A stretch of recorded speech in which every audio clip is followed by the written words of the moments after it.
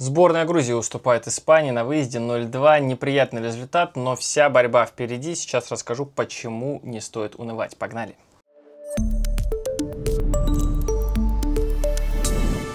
Закончился матч Испания-Грузия. По горячим следам записываю для вас реплику, такую аналитику, знаете, такой короткий отчет по прошедшей игре. Ну, наверное, большинство из вас, особенно если они не смотрели матч, увидят результат 2-0. Подумают, ну, наверное, неплохо. Кто-то расстроится, потому что ожидали, что Грузия забьет, навяжет борьбу. Но я скажу, что будут правы и те, и другие, потому что действительно сборная Грузии смотрелась неплохо. Саньоль долго нам рассказывал, что нужно уже менять поколение, что нужно играть в 4 защитника, что игра в 3 центральных – это уже, знаете, атовизм какой-то, надо от этого отходить. Но по этой игре мы с вами увидели, что именно игра в 3 центральных защитника спасла Грузию от крупного счета и от разгрома. И фактически вот то, что Саньоль вилял, он говорил, что поражение от Испании не будет трагедией на пресс-конференции. Он говорил, что мы не должны бояться проиграть Испании. Мы это все с вами увидели по факту. И, наверное, задача сборной Грузии на этот матч была не пропустить больше, чем сборная Турции, которая играла с испанцами на своем поле, получила 6. И такая была серьезная оплюха, которая вывела в итоге сборную Грузии на второе место в группе. Но сегодня турки вполне реабилитировались, хотя вначале было все не так гладко. Но об этом я еще расскажу.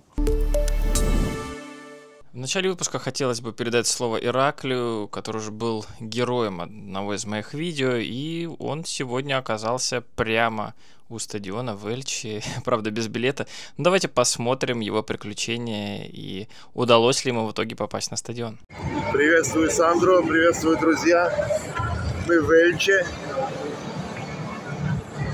Народ собирается. Испания, Грузия. Едем поддерживать своих. Сейчас надо в первую очередь организовать билет. Людей достаточно много. Погода пасмурная, может даже пойти дождь во время матча. 3 последних дня здесь были дожди, ливни. Так что не исключаю, что может пойти дождь. Болельщики испанские приехали много откуда, даже из Мадрида. В Аликанте наша диаспора большая, в принципе. Кто-то будет однозначно. Плюс приехали бы из Грузии.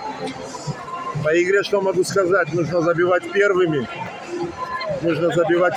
Потому что если пропустим позиционный футбол, с испанцами нам будет трудно играть. Пардон. Надо забивать и играть на контратаках. В последних нескольких матчах мы испанцам забивали.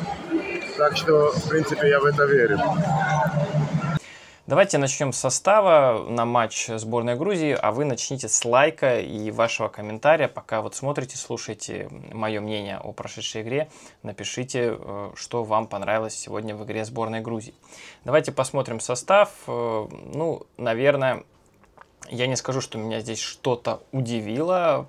Кого-то, может быть, удивило появление Гурама Кашия с первых минут. Давайте полностью вам озвучу. Мамардашвили в обороне справа налево Какабадзе, Гугличидзе, Кашия, Двали, Гучулиишвили. Ну, активные были фланги, и часто, вот, учитывая, что Грузия оборонялась, все-таки они сжимались и так вот компактно встречали испанскую атаку на своей половине поля, главным оружием которой были навесы Педро Порро, которых было, представляете, целых 14 в матче, 14 навесов от одного человека.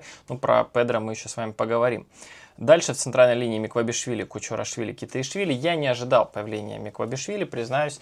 Я думал, что будет, ну, может быть, чуть более смелый состав и появится в старте тот же Давиташвили. Но он в итоге вышел на замену. И в атаке предсказуемо Кварацхелия, Микаутадзе. По поводу Кварацхелия были опасения, стоит ли его выпускать в старте, насколько серьезна травма или нет. Но все-таки Саньоль решил рискнуть, доверить ему это место. Ну, учитывая, что Хвича, в общем, карточки не получил, не травмировался, слава богу, все в порядке, наверное, Саньоль был прав. И, знаете, я еще до игры предсказывал, что можно выпустить Давиташвили, а потом на замену Хвичу. Вышло наоборот, Давиташвили вышел на 70-й минуте, когда уже все стало понятно. Но давайте игру разбирать по порядку, по эпизодам. Наверное, стоит сказать и про испанский состав. Про Педро Порро мы уже упомянули. Унай Симон, Леонорман в центре, Кубарси, Кукурелья. Я тоже здесь справа налево. Мерина Субименди, Педри. Педри вообще, пожалуй, был тоже одним из лучших в составе сборной Испании. Фернан Торрес, Ойярсабаль и, наверное, такой нетипичный для состава сборной Испании Ереми Пино, футболист, выступающий в английской премьер-лиге за Кристал Пэлас. Такие были составы.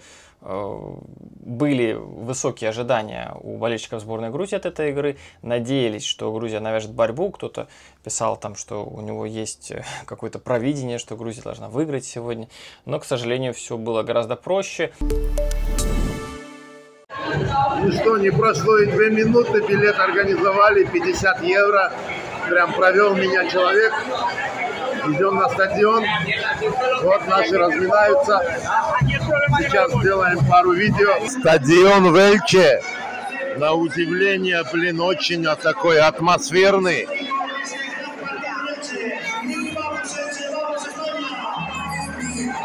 Мне даже больше нравится, чем Эстадио Керамика Вильяреала, домашний стадион. Сижу буквально вот тут. Мне нравится вот это положение даже больше, чем вот там вот. Отсюда вся игра так видно на ладони, центр, фланги, все видно. Вообще Испания сразу забрала мяч. Мне показалось сначала, что поле было немножко тяжелым, чтобы Испания комбинировала, как она это привыкла, быстро перекатывая мяч, меняя направление. Как будто бы мяч ходил не так, как это привыкла делать Испания. Ну, вы знаете, дожди обрушились на валенсийский регион, и Испания прилетела только в день матча, но это им никак не помешало. Уже на 7-й минуте там чуть ли пенальти не случился от Китаишвили. Убежал Фернан Торрес, потом воткнулся в Кочурашвили. Судья пошел смотреть ВАР, и мне показалось, что ну все. Но в итоге оказалось, это было нарушение в атаке, и вообще ничего РЕФ за это не дал. Наоборот, свободный удар для Грузии назначил в сторону ворот сборной Испании. Потом мы видели огромное количество навесов от Педро Порро, и Испания вот как будто больше ничего толком придумать и не могла, как взломать грузинскую оборону, а у сборной Грузии не было вообще ничего, вот просто ничего. Даже не то, что даже выхода из обороны не было, не то, что там какой-то атаки, удара или что-то такого. Полностью сборная Испании переигрывала Грузию, ну и стало понятно, что гол — это вопрос времени. На 24-й минуте, кстати, забавный эпизод, потому что Ферран Торрес и Гочурашвили встретились на фланге. Гочурашвили выбивал мяч и попал в Феррана Торреса. Там был удар от ворот, о чем Георгий говорил, сигнализировал судье, но такие эпизоды ВАР не смотрит. В итоге поставили угловой, и с этого углового была такая, ну не то чтобы затяжная атака, но мяч отскочил из штрафной к Педри. Педри его красиво закинул. И Ленорман, он скинул мяч после этой передачи на Ереми Пину, отметился голом. Да, так был счет открыт, шла всего лишь 24-я минута матча, ну и показалось, что дальше сборной Грузии будет еще тяжелее. И буквально спустя 5 минут случился эпизод в штрафной, где Двали так неудачно тыкнул мяч в сторону Мамардашвили. Мамарда побежал спасать ситуацию. В итоге сфалил, пенальти. И у мяча Ферран Торрес, который, в общем-то, не сказать, что даже штатный пенальтист в своей Барселоне. Пробил он бесхитростно. Знаете, Мамардашвили стоял до конца. Мамардашвили, мне кажется, вот с точки зрения умения отбивать пенальти значительно сильнее, чем Ферран Торрес с точки зрения исполнения этих пенальти.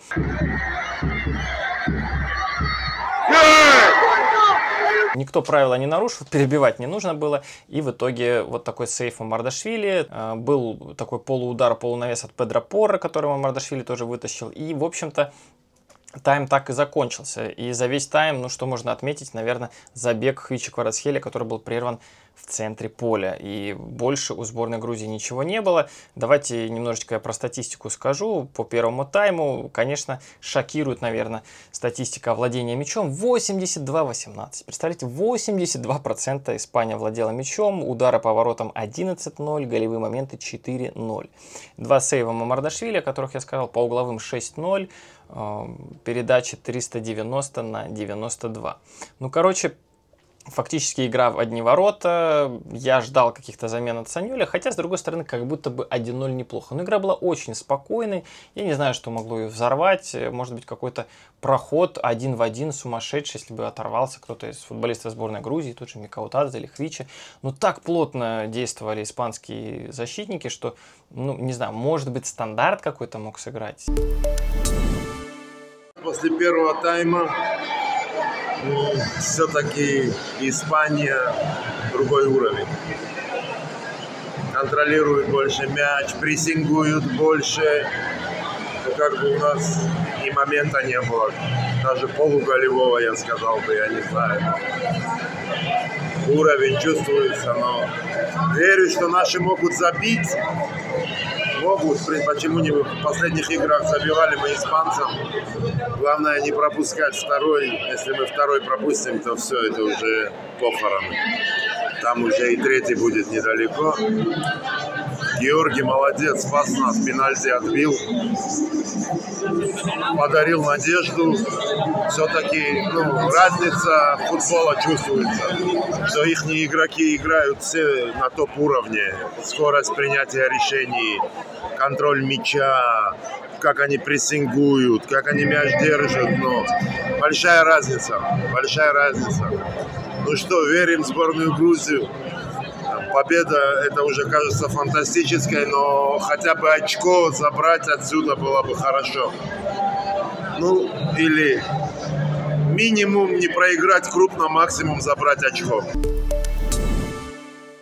И в итоге Саньоль значительных перестановок не сделал. Да что значительных? Он никаких перестановок не сделал. С тем же составом сборная Грузии выходит на второй тайм. Рисунок игры примерно тот же. Мамардашвили несколько раз выручал. Но на 64-й минуте перед голом случился эпизод с фолом.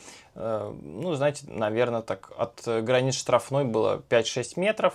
Удар был прямо в стеночку, и знаете, вот как в бильярде мяч бывает вот от бортика отскакивает, и вот так вот бьется, прежде чем попасть в лунку, вот так он между двумя защитниками, по-моему, Гагличидзе и Двали это были, он проскочил, попал в руку, и практически кто-то мог даже подумать, что пенальти сейчас будет, но нет, прямо на линии штрафной это было, Реф ставит мяч туда, еще один штрафной, Педро Порро разбегается, наверное, хотел навесить, а потом понял, что ворота уже здесь, куда навешивать, и пробежал мимо мяча, а Ойярсабаль долбанул мощнее удар в угол, в девятку. Мамардашвили старался отбить, но нет.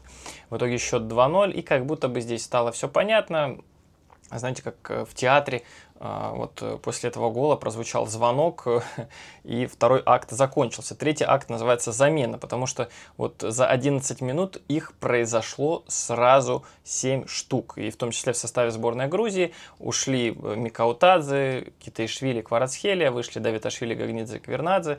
Ну, в общем-то, ничего это не поменяло. Это, знаете, ну, в этом матче все-таки солировали, если уж мы аналогии продолжаем с театром или с оперой, испанские футболисты, а грузинские футболисты могли, может быть, получить награду за лучшую роль второго плана, если не третьего.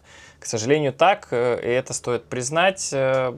После этих трех замен еще появился потом Ираклий Азаров, Мамучашвили появился в конце. Ну, команды матч откровенно доигрывали, и, может быть, из яркого, что стоит еще отметить, это удар Гочулишвили, который в итоге оказался единственным ударом грузинской сборной в матче. Практически с центра поля добил до ворот, до Унай Симона со своей половины, представляете? Там чуть ли не в аут мяч уходил, рискнул он ударить, попал, но на этом все. Ну что, 0-2. Идет добавленное время. Все-таки рановато нам состязаться с такими сборными, как Испания. В принципе, это очевидно было. Наш соперник на данном этапе это Турция. Надо настраиваться на Турцию и стараться взять там 3 очка. В принципе, это реально, потому что турки тоже... Почему турки дома проиграли 0-6? Потому что турки не отсиживаются в обороне, играют в открытый футбол, у нас будут шансы. Поэтому, верим в наших ребят. Все-таки испанцы сегодня наиграли на голов 5. Если смотреть по владению, по ударам, по воротам. Если с точки зрения оборонительного, то это был неплохой урок для наших. Мы пропустили 2 гола от испанцев, но, как я сказал, испанцы наиграли на голов 5. Так что с оборонительной точки зрения это немного даже позитивно. Вот и звучит финальный свисток.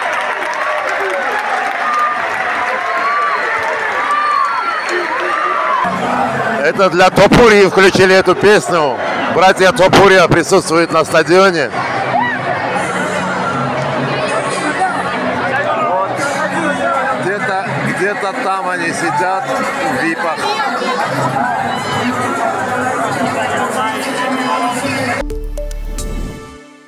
Вот такой итог. Давайте посмотрим на турнирную таблицу. Я уже сказал про сборную Турции, которая вдоволь поиздевалась над сборной Болгарии.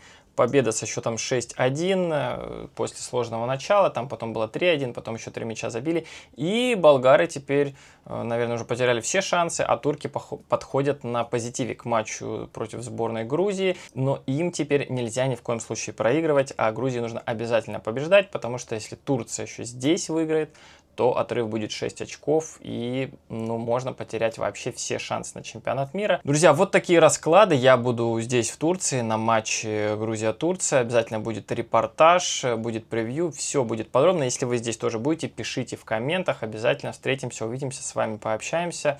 Я верю, что никакой трагедии сегодня не произошло. У Грузии все впереди. Главное — побеждать Турцию, а для этого есть все ресурсы. Слава богу, никто не травмировался, карточек не получил. Продолжаем верить в Сакартвело, и Сакартвело с Гау Маджос. Нахвамдис. Всем спокойной ночи. Сакартвело, Сакартвело.